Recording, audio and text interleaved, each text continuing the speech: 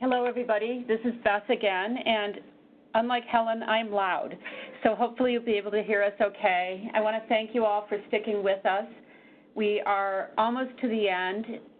Just sort of to tell you the plan, I'm going to give some final advice, wrapping up some of the big themes, and then we've got time, probably over an hour, it looks like, almost an hour, for questions that either we haven't gotten to with some of the other segments, or as you've had time to process at lunch, so you're like, wait a minute, I should have asked that question for segment 2, and now it's segment 6, I can't ask it. Well, this is your chance, and we're all here, and again, we will go through it. So hopefully by the end you will feel confident to get going and use this amazing data source. So first of all, I want to start a disclaimer. So people say to me all the time, well, this is all you do. And the answer is, I really like using these data. I think they've allowed me to ask questions that I think are important that without these data I wouldn't be able to ask. How does pre-op imaging relate to surgical decision making? Have specific policy or payment changes led to treatment decisions and ultimately outcomes? How does adherence to guidelines vary by patients and providers? Those are the sorts of questions that I find myself asking, and I find this is a great data set to ask it because I can understand enough about the patients that I am sure I am comparing similar to similar. And especially with cancer, that can be a huge challenge otherwise. But I don't use SEER-Medicare data for every cancer-related question I have, and you shouldn't either. So I know NCI is on the line, and they'll probably give me the little downward thumb symbol, but the reality is that, as we've been emphasizing, this is really about determining whether this is the right data source and being strategic about how you use it. So personally, I begin with a question and then find the data source. I find it more effective than saying, I want to come up with something I can do with SEER-Medicare and looking for some random thought to float past my desk. And I find this much more successful, and I'm much more likely to do something that results in a high-quality publication that I feel good about. So the question you should be asking right now is this the right data for me? And the answer should probably be, is it the right data for my particular project? So there's no perfect data set. Everything is about balancing, and so decisions about SEER-Medicare should be made study by study. So if you want to study incident cancers, if you want to know about care received, location, demographics, and need a longitudinal perspective, it may be the right data set.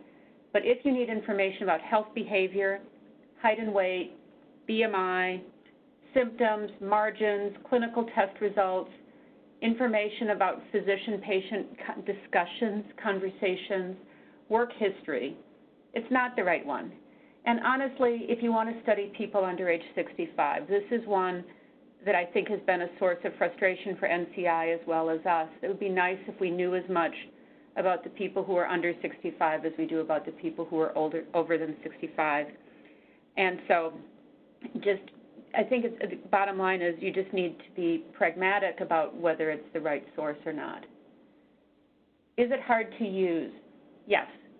Not impossible, but it takes time, as you've been hearing. You're going to have to combine multiple files. There's a one-to-many or one-to-none structure. Variables need to be created. And so this takes time, and so if you're impatient, you're going to be frustrated. In my group, we use a 3-paper rule, and 3-paper says that it's worth doing a cut, creating these variables, if we can think of 3 independent things to do with a data set. And so that's not like, how does this work in old people, how does it work in young people, but it might be, what are the secular patterns in use of some new treatment?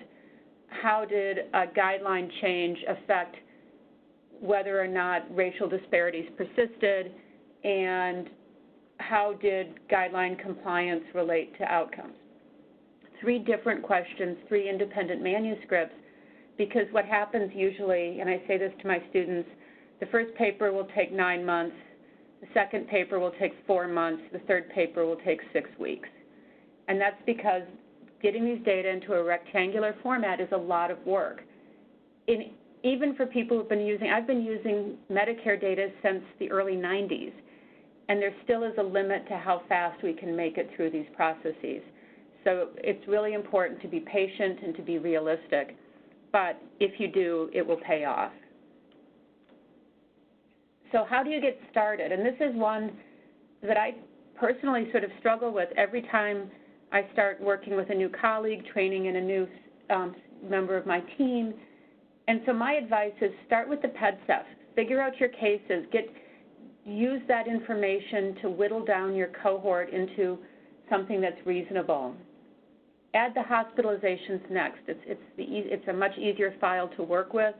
You don't have to combine multiple segments into a claim. And so start there. So in other words, build the complexity as you go. Focus on something that has fewer treatment options. There are some cancers where there's a lot of detail and there are 7 different treatment approaches and in combination and timing.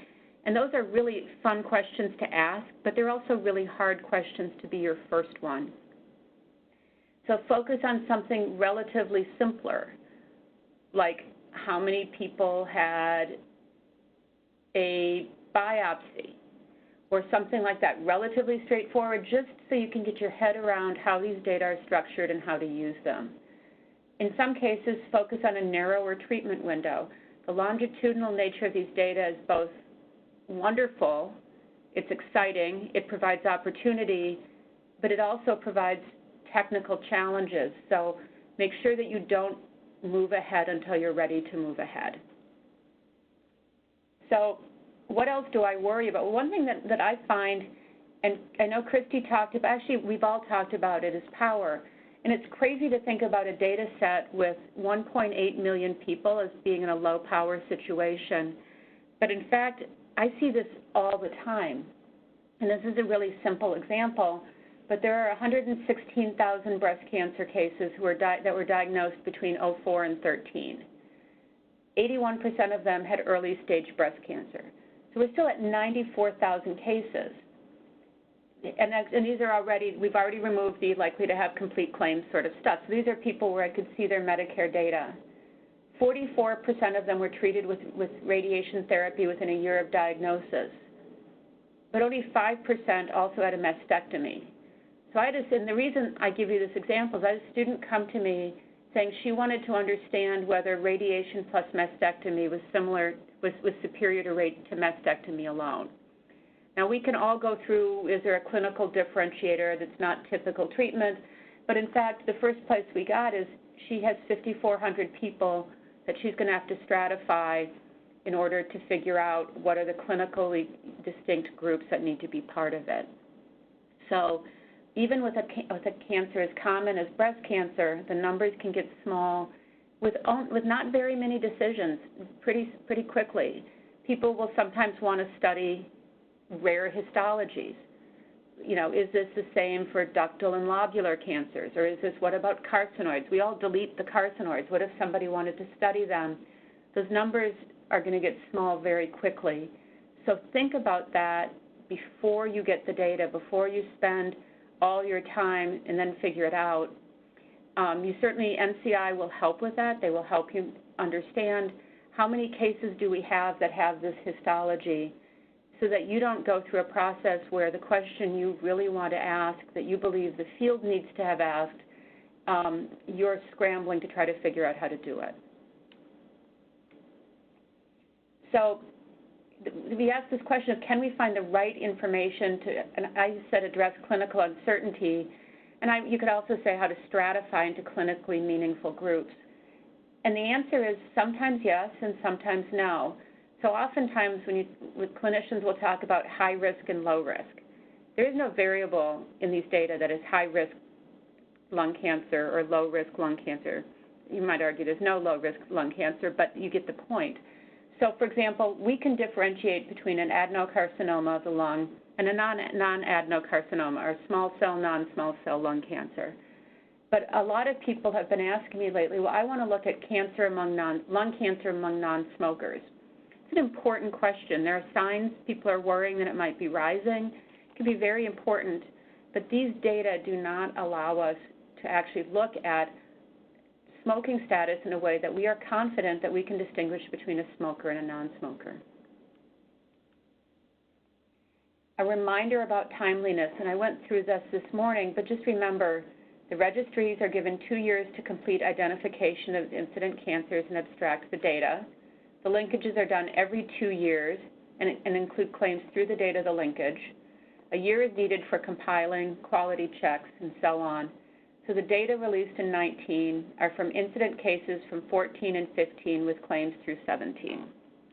So you can see how we say these data are timely, and trust me, if we had to do primary data collection, these data are really, really timely, but they may not be from last year. And so, again, as I said this morning, I've had cases where I've had to delay what I want to do for a cycle until the data were sort of mature enough to let me do it. So, in summary, they're not easy, but they're a tremendous resource. They're continually improving, and they offer amazing opportunities for understanding cancer care and outcomes. So I hope what today has done is given you some ideas of things to think about before you get started, things to double check, and some confidence that this is worth doing. And with that, what we're going to do is we're going to move on to questions.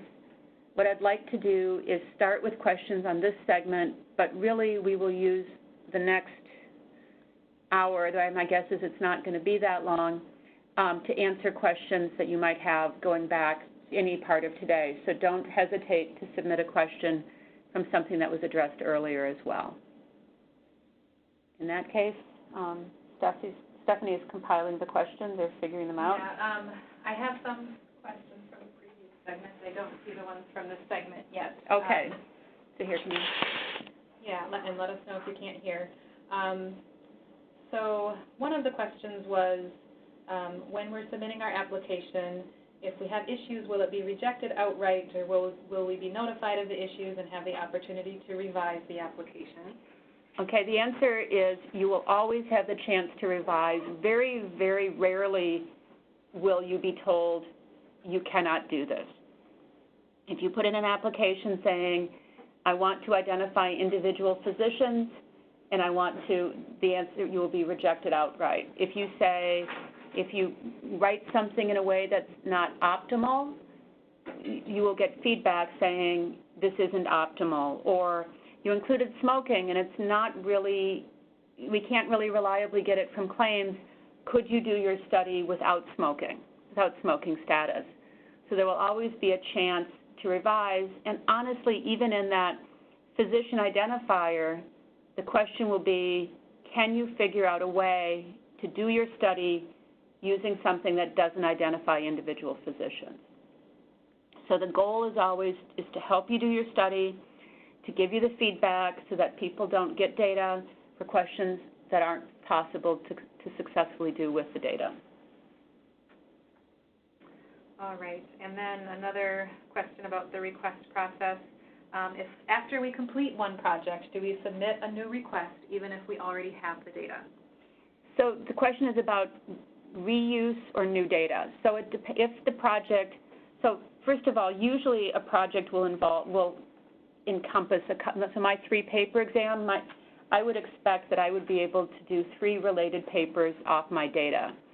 But those are all, let's say they're all around diagnostic workups and impacts around diagnostic workup. And now I want to look at something different around the same cancer. I now want to look, I'm now done with studying surgery and I want to understand radiation, or I want to study oral medications.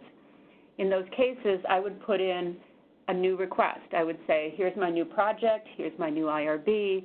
I want to reuse the data that I already have, but I want to use it for a different topic. And don't worry, NCI will tell you if they think it's too close. Like they'll say, hey, you don't have to do that, you know, you already are approved for that. So don't worry that nobody will tell you if it's not necessary. If you're not sure, you can always, again, submit a question. I've got a DUA that covers me for this. is this other thing covered or should I put in a new request? That is what I personally do really routinely, is I will ask, do you think this is covered or do you want a second request for it? And so, again, it's a very collaborative design process that's designed to be highly supportive. And a related question, if I completed one project, I'm interested in doing another project, but I'll need to add another file like Part D, do I have to pay for a whole new data set, or is it possible to get only that additional file? So the answer there is, let's say, again, as you said, my new project adds pharmaceutical data. I would put in a request. I would say I want to reuse my base data, and I want pharmaceutical data for that same period. And often what happens is actually a mix. So I say, well, I've got claims through 2012 for my old project, and I now want to update my cohort. I want some more diagnoses added to it that are now available, and I want to add Part D. And so you will be able to add the data you need. You will be approved for that. You would be approved for reusing the pieces you already have. You do not need to keep getting new data every time. And then as far as cancer sites for requesting are concerned, can one request the 5 to 10 most common cancers? So the question about what you can request really has to do with the science of it all. So if I put in a request that said, well, I want to study breast cancer because I'm interested in tamoxifen, and I want to study lung cancer because I'm interested in the role of resection and surgical technique, and I want to study colon cancer to understand whether changing colonoscopy rates were different, and I want to put that in a single request, it would be rejected because it's actually a number of distinct projects. If I said, I am very interested in understanding something that the 5 most common cancers have in common, and so it makes scientific sense to pool across those cancers, that is how you would make that case. And that is how, based on my experience, NCI would differentiate between allowable release of 5 cancers and requiring a separate request for each. All right. And then a question that I think has come up a couple of times, what software would you recommend to analyze SEER-Medicare data? Okay, software. So first of all, because I've gotten in trouble for this, I do not own stock in any search engine, statistical software. I have very strong preferences, but they are not financial, okay? So just no complaints if I don't pick your software. Personally, we use SAS. I've found for the data manipulation that we need that SAS is the best, it has the best capability. A lot of the other people I work with from an analysis point of view keep coming back to me and asking for Stata. They like the way Stata does certain analysis. SAS isn't necessarily known for some of its graphic capabilities, and so it's back and forth. But I will tell you something I was just told, so it's totally a rumor because I haven't done it yet, but that the newest version of Stata can actually read in a SAS data set. So you could actually do your manipulation in SAS, do most of your analysis in SAS, and then you could open up your data set that you've been doing all your analysis with from Stata and do your survival analysis and get a curve that looks beautiful. So there may be ways of passing back and forth, but at least for us, when it comes to data manipulation, we have found the capabilities of SAS and its ability to manage the size of the data files to be preferable. There's also a question about, is there a supporting email I can contact if I have questions about the database variables? Yes, so the same website, there's 2 parts. So we encourage you for Medicare variables, what is a revenue center code anyway? Those sort of questions, the ResDAC website has a lot of information and may help you figure out directly. But if you don't know and you can't find it, you can again submit an email to this NCI, to the SEER-Medicare website, and somebody will answer your question.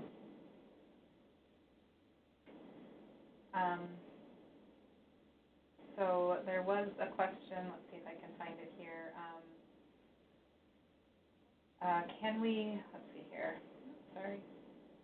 Can we do research regarding early detection of cancer, such just how screening behavior reduces cancer incidence using this database. So the question is about what can we do early detection work. The answer is some of these things you've got to think about. So some are harder than others. And for example, the current guidelines say that you should get a colonoscopy every 10 years. Well, that means that for people, we expect that a lot of people would have actually had a colonoscopy if they follow the rules, which some people do, in their 50s, in which case, depending on when they had their second one, you might not actually have an opportunity to see the first screening colonoscopy in Medicare until people are 75, which is actually at the end of screening guidelines. So colonoscopy is tough. Mammography, which is an annual or every couple of years, is a lot more feasible. There's been a fair amount of interest on lung cancer screening, and to me, the hardest part about that right now is determining high risk. So we can find the screening, but it's hard to actually figure out who in the population would fall into that high risk bucket. But there might be ways of doing it, or you could decide to use that 5% population sample that we've talked about and figure out if there's a way to use that to figure out rates.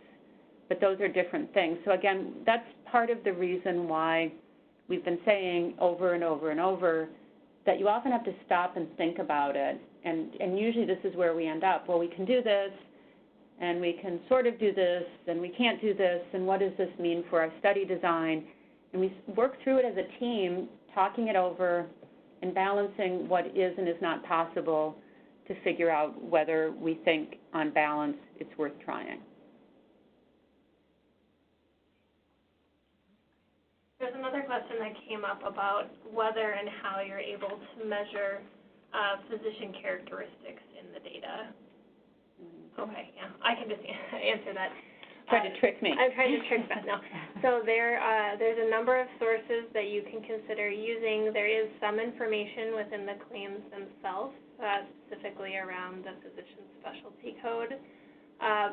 There is also an option and a mechanism that NCI provides to allow researchers to link the SEER-Medicare data to AMA, American Medical Association data that provide information on physician characteristics, and that's a process that is facilitated through NCI, so it doesn't violate any of the disclosures of the actual identifiers of physicians.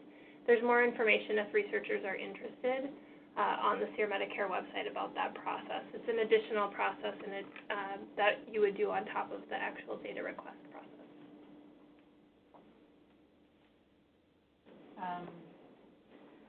There was a question about how you can identify metastases. Sorry, I'm kind of jumping around as they come in. How can you identify metastases from the PEDSET file? The confusion is that they thought that the cases were supposed to be primary cancer patients. So metastases is one of those things that's tricky and important. So first of all, the question is about metastatic disease at diagnosis.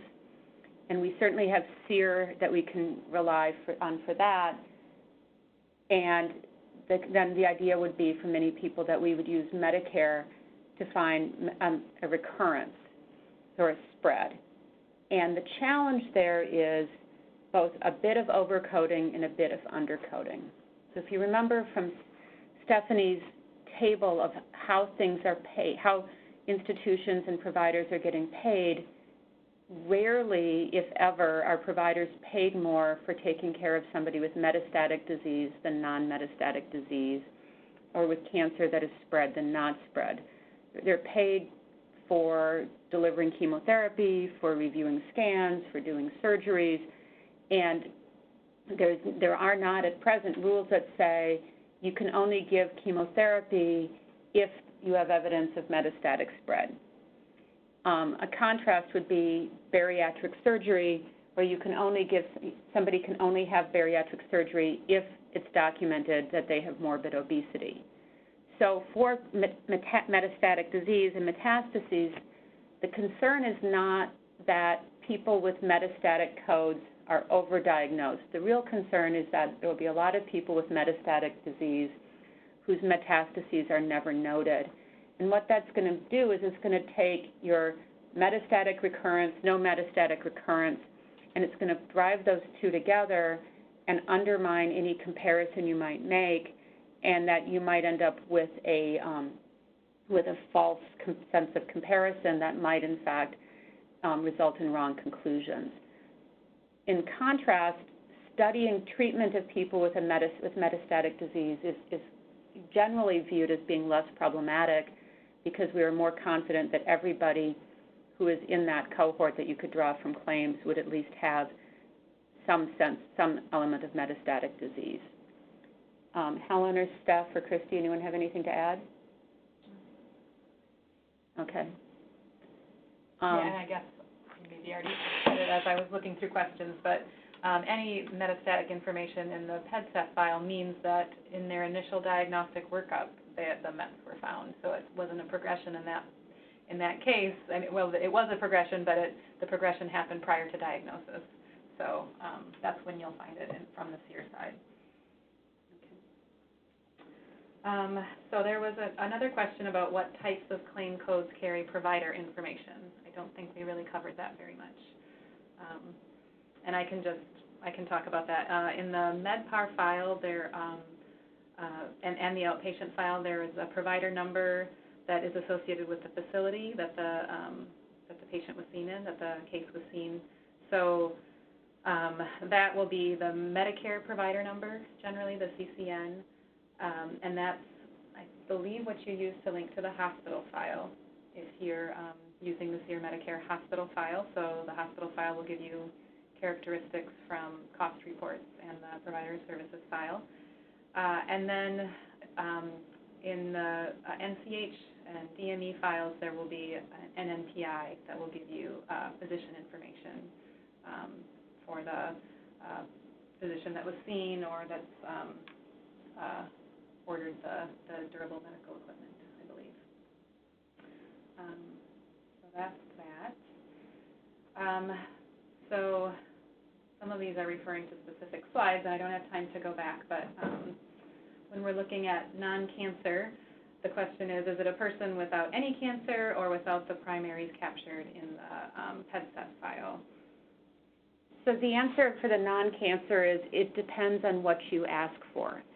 So if we want to create a 100% population, as Christy went through, it's going to be a mix of the people with the cancer I'm interested in, bladder cancer, the people who have other cancers, but not the one, and then people who don't have any at all.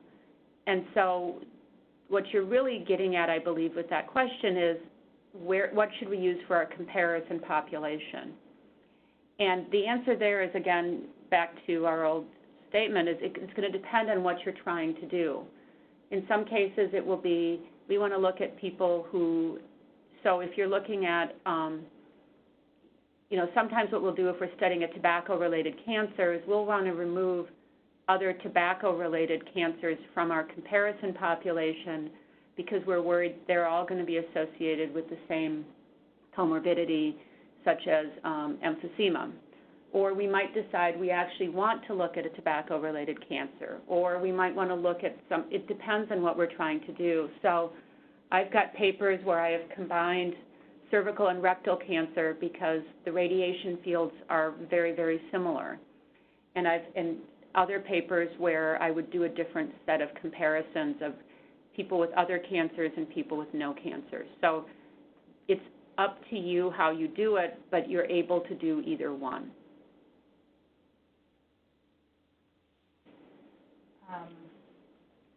We have more on the request process again. Can you request multiple disease sites to look at patients who have more than one type of cancer and link across those sites? Yes, so this is a question that I think has not received enough scientific interest, which is what about the people who have more than one cancer? We usually delete them because we can't attribute an outcome to a particular cancer, and we worry that maybe they're treated differently because of the other cancer. And so this person is asking, well, I actually want to look at people who have multiple cancers. And yes, you can do it. How exactly we do the request, I think we're going to have to think about it a little bit, but that is definitely one that I would say, write up your protocol and send it in, and NCI will work with you because I think it's an incredibly important line of inquiry. Here's a good question. Once we decide that we need Part A and Part B and Part D data, will we get all of the files that we need, home health, DME, chronic conditions, or just the files on the identified cohort? So I think the question there, if I'm going to rephrase it a bit, which is there's sort of a two-part process. So part one is deciding where you need to look, and then you pick the exact files you need for that. And knowing the Part A, Part B, and Part D is helpful to help you restrict your cohort to people who are eligible to have claims in those files. And so that's in part sample size, and it's in part making sure that your inference is correct.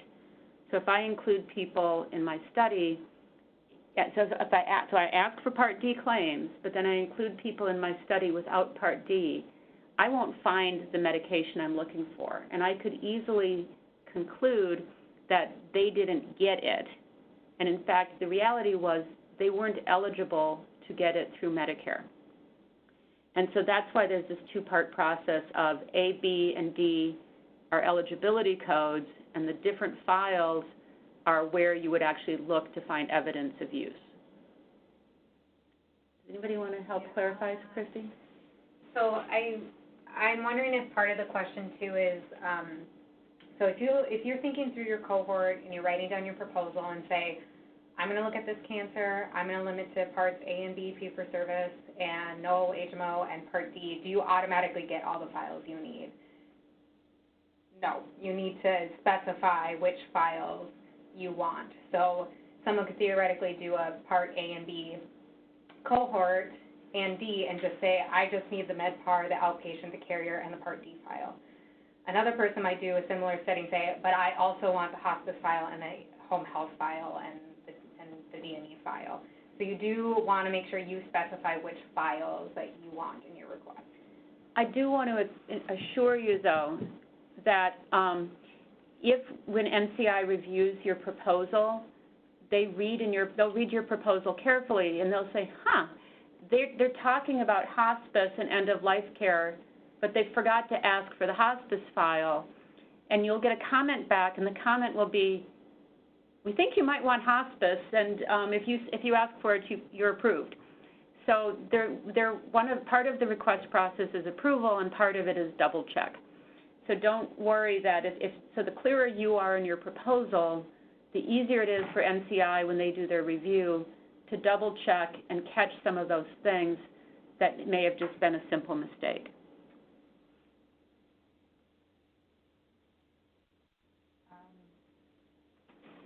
There's a question from a previous segment about payment amounts and whether it's possible to have negative values. And yes, unfortunately it is. Sometimes you just find odd things, and again, this is one of those things that happens probably less than 2% of the time, and you can choose how you want to handle them. One is asking, would it be okay to consider them to be zero? And I'm going to give my same answer I always give, which is, it kind of depends on your research question. And, it's probably fine to consider them as zero for many applications, but if you needed to know, what the payment actually was, you could also look at what the payment would be for this type of service. So not what the payment actually was, but if you needed to kind of estimate a cost of, what this service costs. Yeah. It does happen occasionally in the claims processing. They have some odd rules about, if the patient's share is larger than the what the total cost is, then sometimes it'll show up as a negative. But yeah, it's a very small percentage. So, the number is usually a very small amount also. So it may be less less of a problem if you're adding up, both the patient responsibility and the Medicare payments, but yeah, depending on your question, that will kind of dictate how you will handle them. But it's not exactly an error. There's a reason behind it, but it's something that you can do a sensitivity analysis also, to try treating it a couple of different ways and see if it changes your inference. And then the only thing I would add is that the hard part about it is I don't think ever seen anybody in their methods section actually write how they handled it. So it's even hard to say, well, there's precedent for people. So like likely to have complete claims is standard use in the SEER-Medicare literature now. There is no similar standard for how I handled the negative payments. So I think it's because everybody is worried that if they openly acknowledge it, that researchers who don't understand Medicare will sort of reject the article and the data source simultaneously. So again, if you're working through something and you're seeing patterns that are concerning to you or not making sense, by all means submit a question and it will be answered. But this is one where I've got to say, unfortunately, the literature is not going to be much help. And in some of the files, there are fields that might help you figure out a little bit, what the purpose for that particular line or how that line is processed and what the purpose is. And this is mostly in, I think, the carrier file. And again, this really kind of depends on what you want to do with it. There's not a hard and fast rule for looking at like the line processing indicator and saying, I want to keep these and I want to remove these, but it might help you kind of work through the claim and get a sense of, if you're seeing negative charges, what they're for. There's codes in that carrier file for whether it's like an invalid claim or a line or a multiple line submittal. And those are things that, as you work with the data, this is super nitty-gritty, but it's just as an example to say, as you work with this and you work through the documentation and you get more familiar with these data, you'll kind of come across these data fields that might help you out a little bit with some of these questions. Thank you. But again, I'm going to go back to the sort of thing, but because this is such a small number of cases typically, and because it's such small dollar values, what we usually find is we'll come up with an initial answer, and then we'll spend weeks and weeks and weeks doing sensitivity analyses to find out that nothing matters how we handle it because it's so small and the overwhelming majority are not that small. So there is this piece of you have to know your data and make reasoned decisions, but don't lose sight of, it's sort of, if you remember that image on those first slides of like the bird's eye view and the very nitty gritty. And it's really important for all of us as we use these data to keep really balanced and not let ourselves get drawn into the weeds, if you will, unless we're sure that that's a good place for us to be spending time. And as long as we're talking about analyses, one question is, while creating your cohort, what are the best practices to link the PEDSEF file with the Medicare files? We've kind of talked about this. They make it pretty easy. There's a common, person identifier, and that's the same across all files. So once you use that PEDSEF file to get your cohort of interest, you can link on that identifier, and that kind of helps a little bit. And obviously, there's going to be rules you'll have to create about bringing data together and counting things across files. And again, that gets into the nitty-gritty of how you carry out a research question and build your variables. But in terms of linking across files, there's a common identifier for the individual person. The other piece that I recommend is think about what you want your final variable to be. And once you figure out what it is your measures are going to be, so if you can almost think about them in words, usually the file manipulation is almost self-defined. I want to know hospital days in the year prior to cancer diagnosis, in which case what it tells us is we're going to find the cancer diagnosis first, and then we're going to do a one-year look back, and we're going to roll them up into a single variable. We don't want to save the details on every single hospitalization. And so by knowing what the variable is going to be, often the compiling and the data manipulation becomes a little bit more straightforward.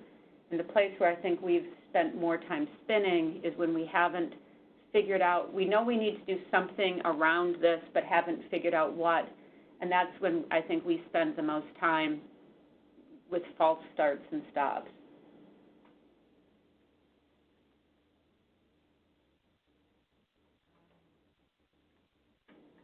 We pretty much through everything? And I know that there are a lot of questions about posting the slides and videos from this presentation, and I think the answer is that they will be posted in the future. I don't have the exact date, but So I think we're going to end. I think the other question is, if you submit questions to NCI, if you just flag it as follow-up from the seminar, from the webinar, they will make sure that they get forwarded to us, and we can help answer them or follow up with you as well. So for those of you who are still hanging on, I want to thank you for your time. It's been a whirlwind day, and I really appreciate your attention, and we look forward to working with you in the future. Thank you very much.